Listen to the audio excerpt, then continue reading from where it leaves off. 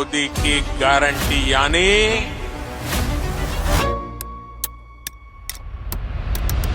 Guarantee पूरा होने की गारंटी। स्मार्ट ग्रिड और स्मार्ट मीटर जैसे एडवांस टेक्नोलॉजी का इस्तेमाल किया जा रहा है। स्ट्रीट लाइट का आधुनिकीकरण किया जा रहा है।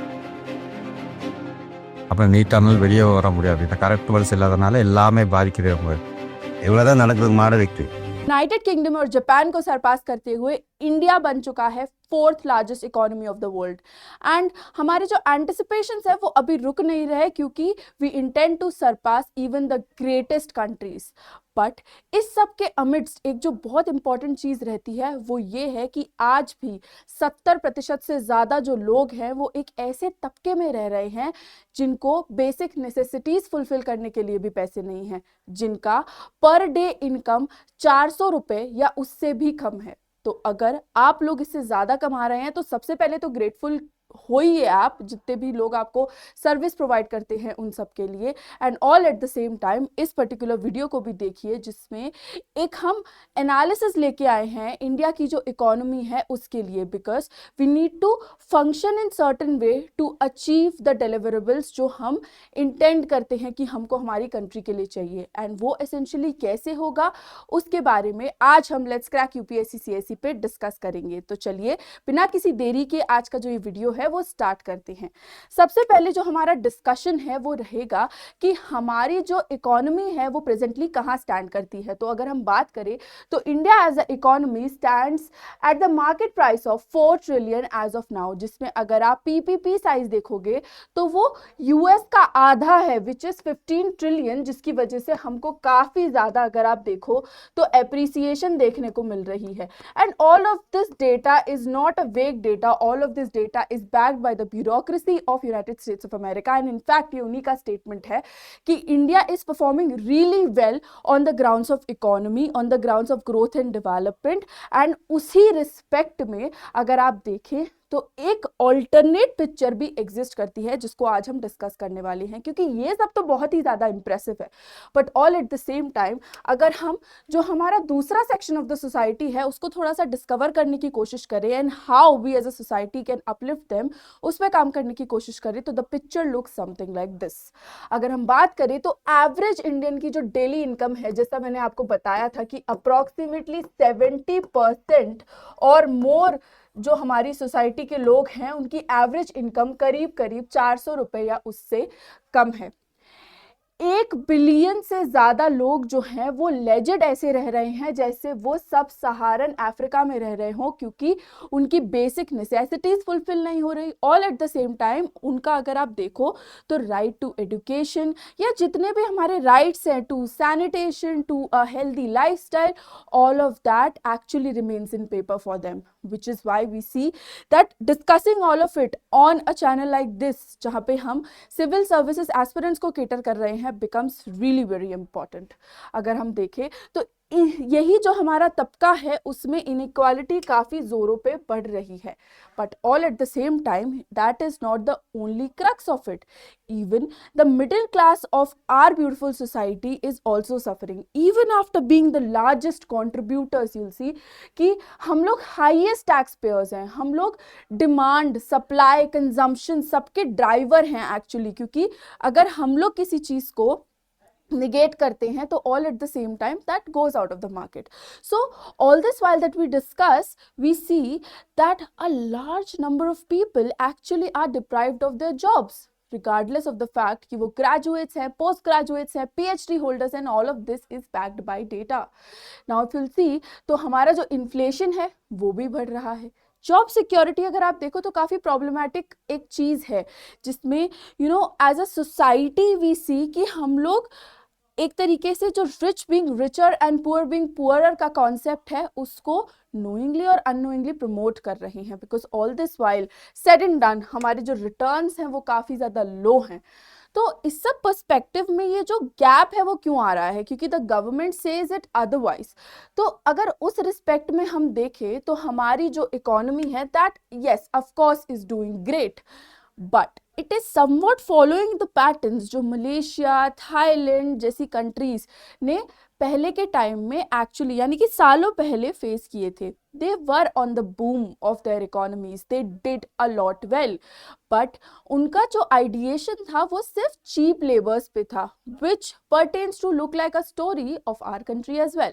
तो अगर हम चीप लेबर की बात करें तो चीप लेबर से फॉरेन इन्वेस्टमेंट आया, फॉरेन इन्वेस्टमेंट से हमारी जो इकोनॉमी है वो काफ़ी ज़्यादा बढ़ी, लेकिन वो एक लेवल पे जाके स्टैग्नेंट हो गई. हमने स्टैग्नेशन काफ़ी ज़्यादा फेस किया.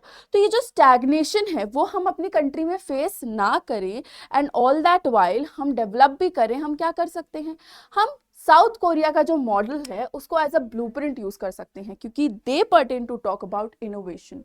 दे टॉक अबाउट कि हमको कैसे रिसर्च करने की ज़रूरत है. दे टॉक अबाउट कि हमको जनरेशन वाइज एक सेपरेटर डालने की ज़रूरत है, जिससे एक जनरेशन जो है वो काम करे, एक जनरेशन पढ़ाई करे और एक जनरेशन इनोवेट करे.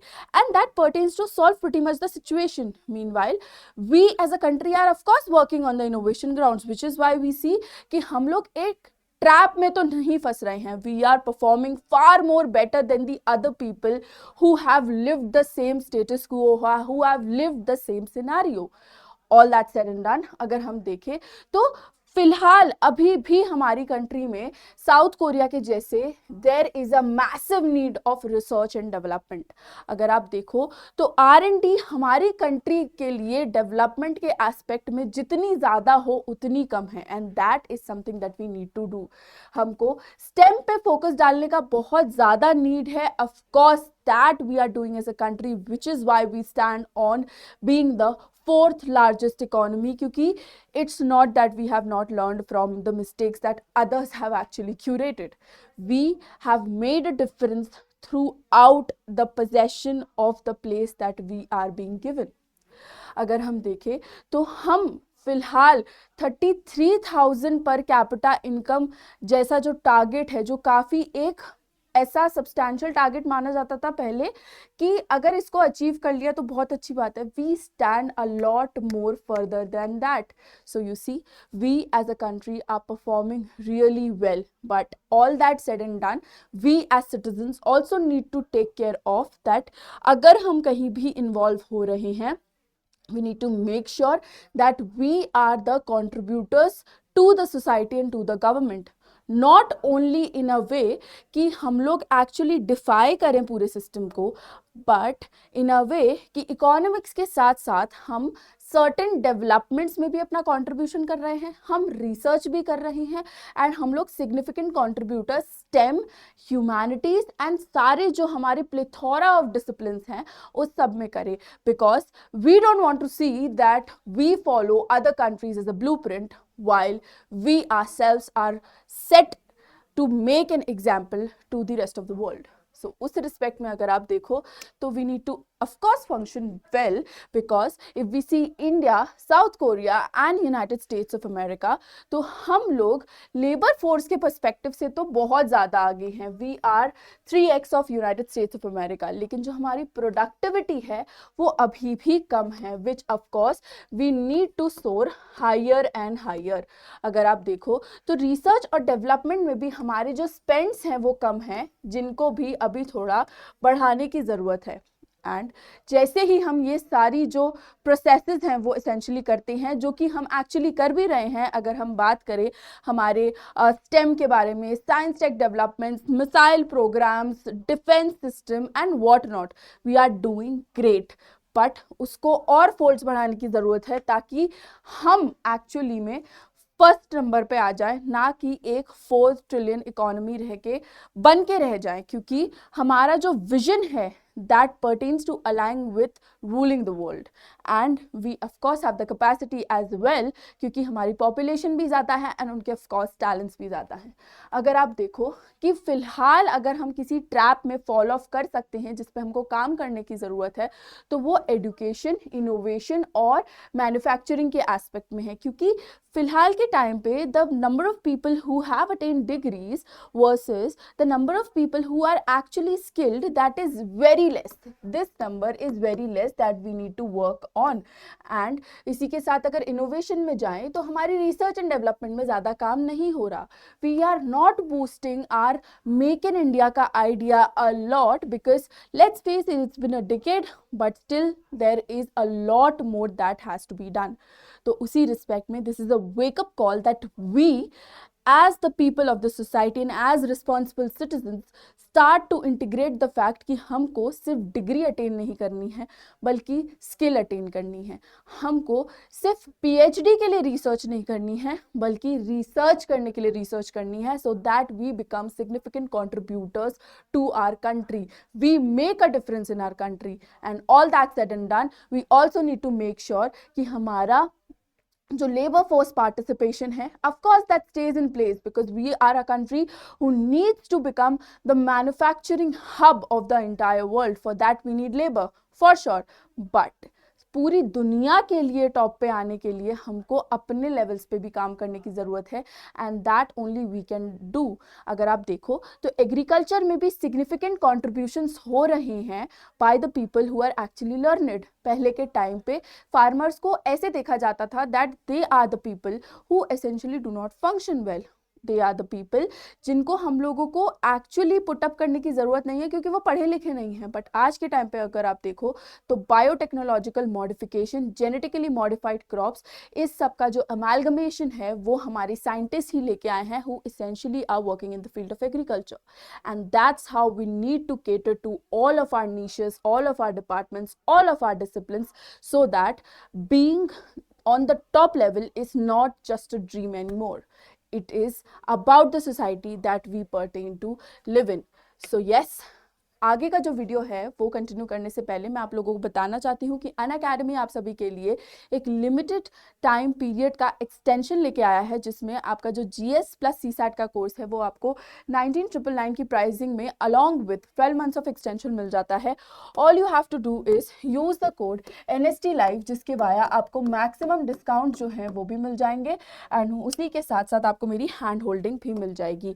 अच्छा, माइंड यू हमारे जो बैचेस हैं वो 4 जून से स्टार्ट हो रहे हैं, तो बिल्कुल भी देरी मत कीजिएगा क्योंकि now is the best time that you can start with your preparation.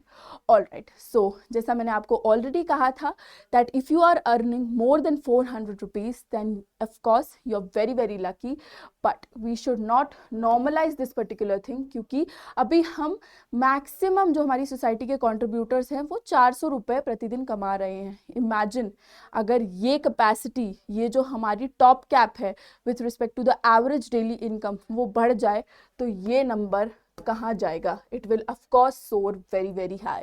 So we need to function like that, and we need to work on our facilities of infrastructure. We need to work on infusing the aspect of research and development, and we need to also work on our innovations. And trust me for the note that हम लोगों को फिर कोई भी कभी भी defeat नहीं कर पाएगा. हम लोग ऐसे हो जाएंगे जिन्होंने वर्ल्ड को कॉन्कर कर लिया है. And that's what the message for this particular video and note is कि हम लोगों को अपने पोटेंशियल्स को ना ही सिर्फ रियलाइज करना पड़ेगा बल्कि सी थ्रू भी करना पड़ेगा, because we as a country have a lot more to do that has already been done, and we still have a long way to go. So yes, thank you so much for watching this video. If you want to connect with me or want to access this particular PDF, आप लोग ये जो QR code है उसको scan कर सकते हैं. That will redirect you to my Telegram channel. Other than which, always remember that अगर आप प्लेटफॉर्म पे कोई भी परचेज कर रहे हैं then please use the code NST Live, जिसके वाया आपको मैक्सिमम डिस्काउंट्स जो है वो अवेल हो सकते हैं. So yes, with this is me Nandini, your educator for the day, signing off. Hope you liked the video, and if you did then please provide a feedback in the comment section so that I can bring more analytical video like such for all of you. Thank you so very much for watching.